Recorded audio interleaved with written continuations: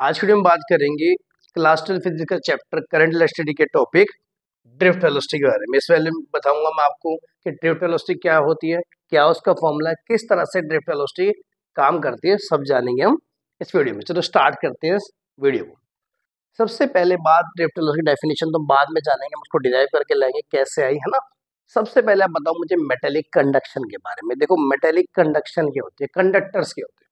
Conductor की general definition है which allow electricity to pass through them, है ना। जिस भी चीज से इलेक्ट्रिसिटी पास हो सकती है उसे कहते हैं कंडक्शन।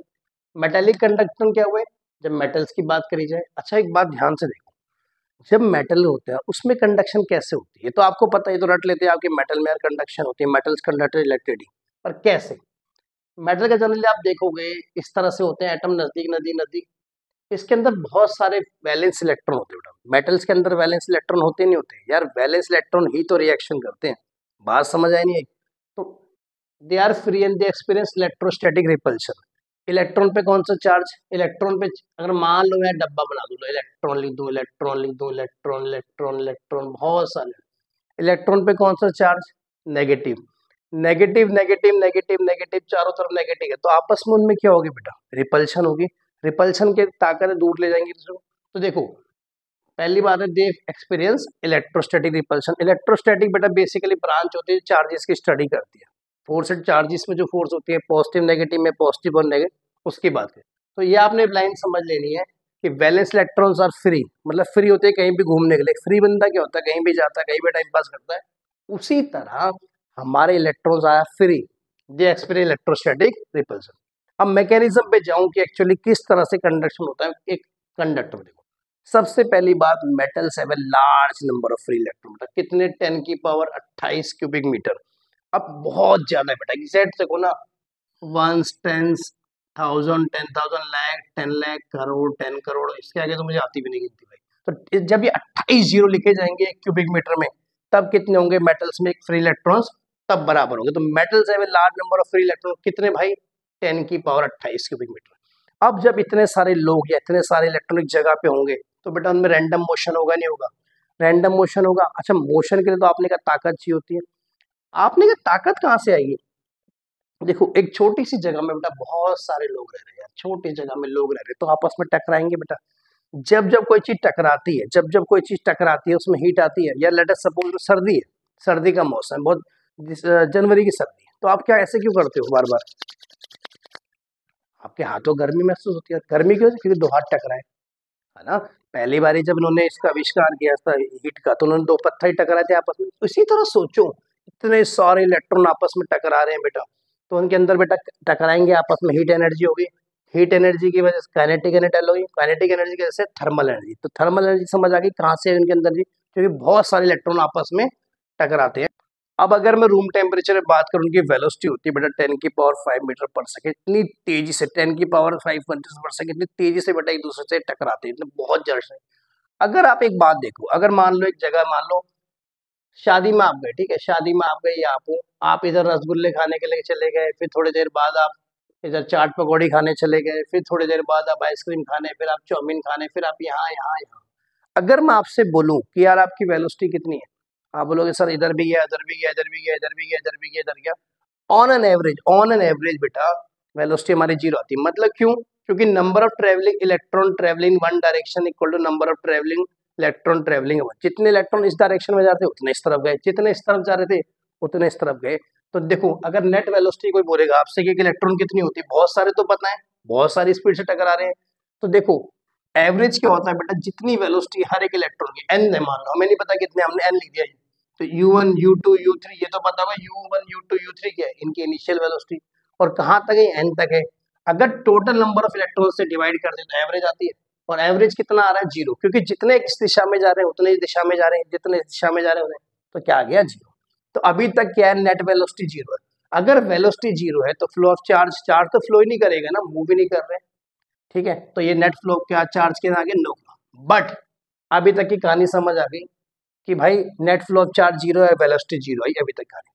अब उन्होंने इसी चीज को ओवरकम करने के लिए, अगर मैं यहाँ पे एक बैटरी लगा दी जाए बेटा, क्या लगा दी जाए, बैटरी लगा दी जाए, तो बैटरी की वजह से क्या होगा बेटा, इलेक्ट्रिक फील्ड जनरेट होगा। अभी आपको समझाता हूँ इलेक्ट्रिक फील्ड क्या होगा।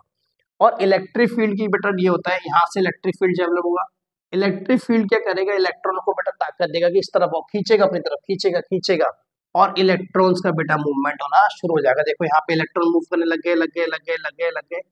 ये आपको पता है कि जिस डायरेक्शन में इलेक्ट्रॉन मूव करते हैं उसके अपोजिट डायरेक्शन में बेटा क्या है, करंट बहता है ना। दो तरह के करंट होते हैं, तो कन्वेंशनल होता है, एक इलेक्ट्रॉनिक करंट होता है ना। तो इलेक्ट्रॉनिक करंट तो बेटा इलेक्ट्रॉन के अपोज करता है, कन्वेंशनल सेम डायरेक्शन में होता है। चलो, तो in presence of electric field electron experience force. अच्छा, फोर्स का फॉर्मूला क्या आपको पता है, क्यू ई होता है, where Q is the charge और ई इलेक्ट्रिक फील्ड।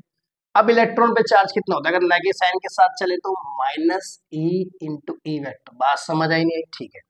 जिसकी वजह से चार्ज फोर्स ताकत लगी, ताकत लगती है तो किसी भी चीज पे फोर्स लगती है तो एक्सेलरेशन होता है। एक्सेलरेशन का formula force by mass, force कितनी लगी, माइनस ई, एम क्या मास ऑफ इलेक्ट्रॉन। ठीक है, यहाँ तक समझ आ गई। तो आपने पढ़ा यार, जब इसके लॉन्ग मैंने बैटरी कनेक्ट कर दिया तो इलेक्ट्रॉन से इधर घूमने लगे, और किसकी वजह से आए, इलेक्ट्रिक फील्ड।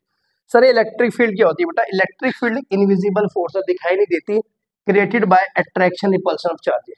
अगर चार्जेस में अट्रैक्शन है तो भी इलेक्ट्रिक फील्ड डेवलप होगी, रिपल्शन है तो भी इलेक्ट्रिक फील्ड डेवलप होगी।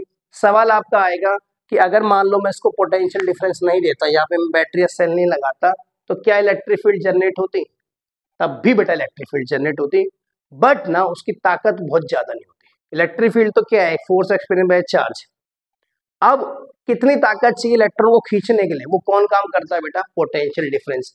पोटेंशियल डिफरेंस ताकत है इलेक्ट्रिक फील्ड की। अगर पोटेंशियल डिफरेंस नहीं होगा तो इलेक्ट्रिक फील्ड होगी पर ना के बराबर होगी, बहुत कम होगी। तो इनफैक्ट इलेक्ट्रिक फील्ड को मेंटेन करने के लिए क्या चाहिए होता है बेटा, पोटेंशियल डिफरेंस। इनफैक्ट बेटा अगर आप इलेक्ट्रिक का फॉर्मूला भी देखो इलेक्ट्रिक फील्ड का, तो माइनस डीवी बाय है, मतलब इलेक्ट्रिक फील्ड इसे कहते हैं, देखो डीवी यानी पोटेंशियल डिफरेंस, और किसी भी चीज को डिस्टेंस से कहते हैं नेगेटिव ऑफ पोटेंशियल ग्रेडियंट।